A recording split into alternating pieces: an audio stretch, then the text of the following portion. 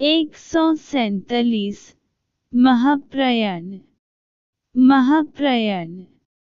लक्ष्मण का त्याग करके अत्यंत शोक विह्वल हो रघुनंदन ने पुरोहित, मंत्रियों और नगर के श्रेष्ठजनों को बुलकर कहा, आज मैं अयोध्या के सिंहासन पर भरत का अभिषेक कर स्वयं वन को जाना चाहता हूँ।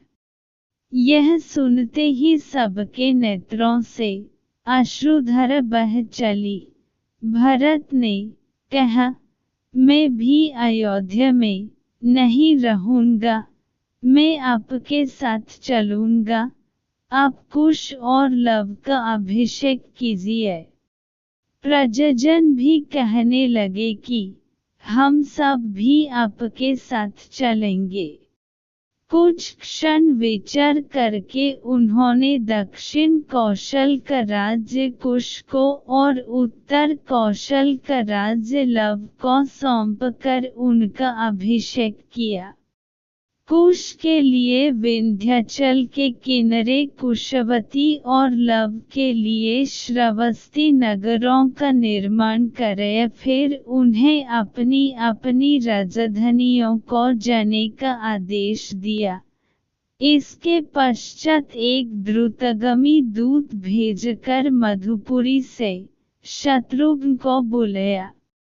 दूत ने शत्रुघ्न को लक्ष्मण के त्याग, लव कुश के अभिषेक आदि की सारी बातें भी बताईं।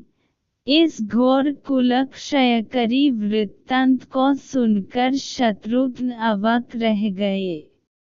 तदंतर उन्होंने अपने दोनों पुत्रों सुबाहु और शत्रुघ्न को अपना राज्य बांट दिया। उन्होंने सुबाहु को मधुरा और शत्रुघ्न को विदिशा का राज्य सौंप तत्काल अयोध्या के लिए प्रस्थान किया। अयोध्या पहुंचकर वे बड़े भाई से बोले, मैं भी आपके साथ चलने के लिए तैयार होकर आ गया हूँ। कृपया आप ऐसी कोई बात न कहें जो मेरे निश्चय में बाधक हो। इसी बीच सुग्रीव भी आ गए और उन्होंने बताया कि मैं अंगद का राज्याभिषेक करके आपके साथ चलने के लिए आया हूँ। उनकी बात सुनकर रामचंद्र जी मुस्कुराए और बोले, बहुत अच्छा। फिर विभीषण से बोले, विभीषण, मैं चाहता हूँ कि तुम इस संसार में रहकर लंका में राज्य करो। यह मेरी हार्दिक इच्छा है, आशा है। तुम इसे अस्वीकार नहीं करोगे। विभीषण ने भारी मन से रामचंद्र जी का आदेश स्वीकार कर लिया। श्रीराम ने हनुमान को भी सदैव पृथ्वी पर रहने की आज्ञा दी।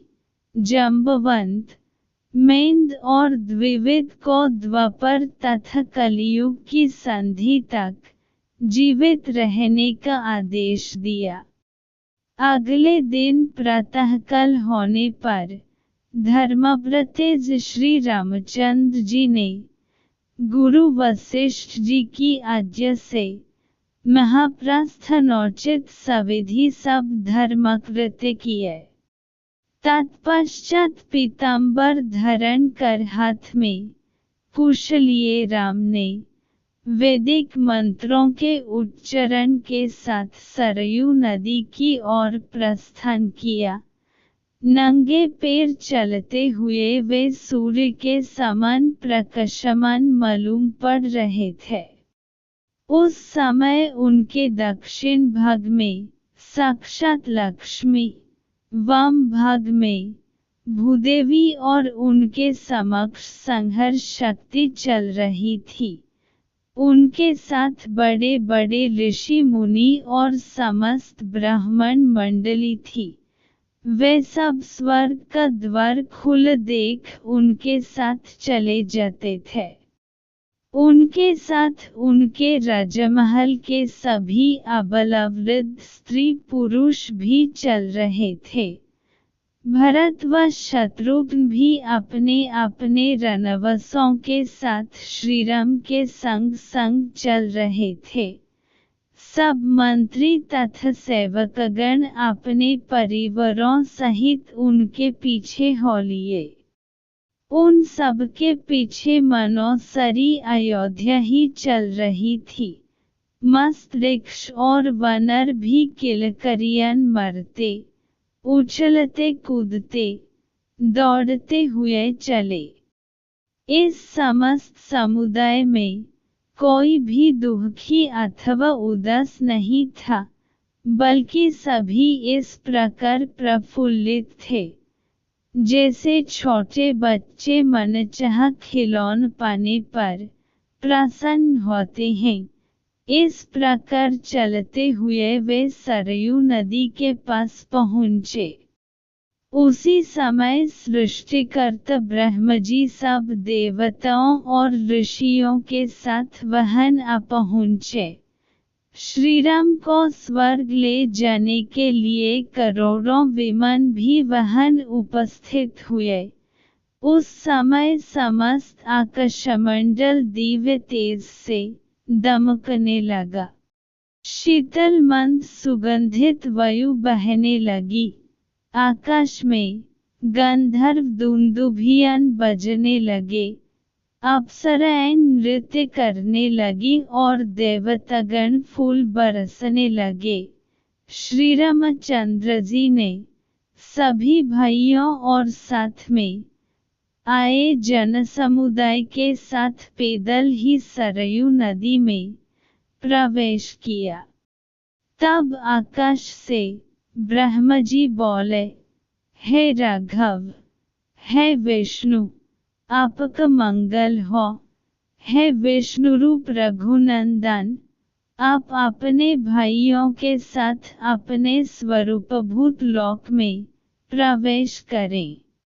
चाहे आप चतुर्भुज विष्णु रूप धारण करें और चाहे सनातन आकाशमय अव्यक्त ब्रह्म रूप में रहें। पितामह ब्रह्म जी की स्तुति सुनकर श्रीराम वैष्णवी तेज में प्रविष्ट हो विष्णुमय हो गए। सब देवता, ऋषि मुनि, मरुदगण, इंद्र और अग्निदेव उनकी पूजा करने लगे। नाग, यक्ष, किन्नर, अप्सराएं तथा राक्षस आदि प्रसन्न हो उनकी स्तुति करने लगे। तभी विष्णुरूप श्रीराम ब्रह्मजी से बोले, हे सुव्रत, ये जितने भी जीव स्नेहवश मेरे साथ चले आए हैं, ये सब मेरे भक्त हैं। इस सब को स्वर्ग में रहने के लिए उत्तम स्थान दीजिए। ब्रह्म जी ने उन सब को ब्रह्मलोक के समीप स्थित संतनक नामक लोक में भेज दिया। वानर और वृक्ष आदि जिन जिन देवताओं के अंश से उत्पन्न हुए थे, वे सब उन्हीं में लीन हो गए। सुग्रीव ने सूर्यमंडल में प्रवेश किया। उस समय जिसने भी सरयू में डुबकी लगाई वहीं शरीर त्याग कर परमधाम का अधिकारी हो गया। वाल्मीकि रामायण समाप्त।